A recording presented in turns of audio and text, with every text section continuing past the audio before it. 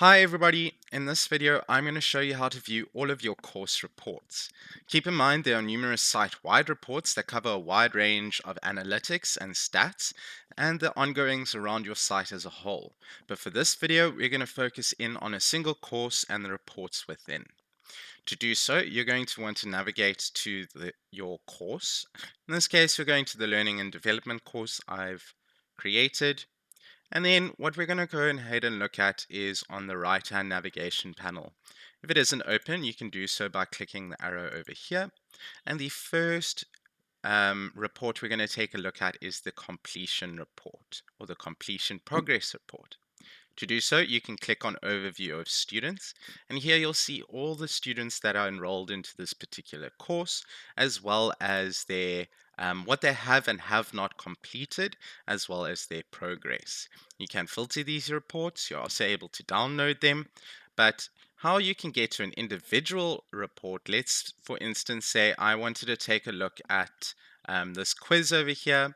I could click on test user and the quiz, and I can get to their specific results in this quiz and some other data ranges.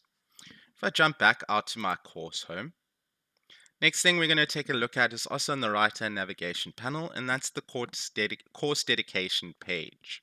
You can click on View Time Spent, and this is where you can see exactly how long each user has dedicated to a particular course, as well as their connections per day.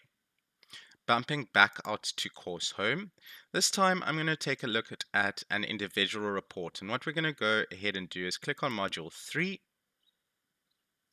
and we're going to go take a look at our SCORM example. SCORM, you can also get reports inside of Pluto LMS, meaning you'll never have to leave.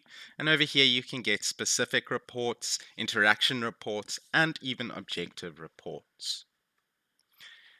Next, going back to course home, and this time we're going to go to the course admin page, which is on the left-hand navigation panel.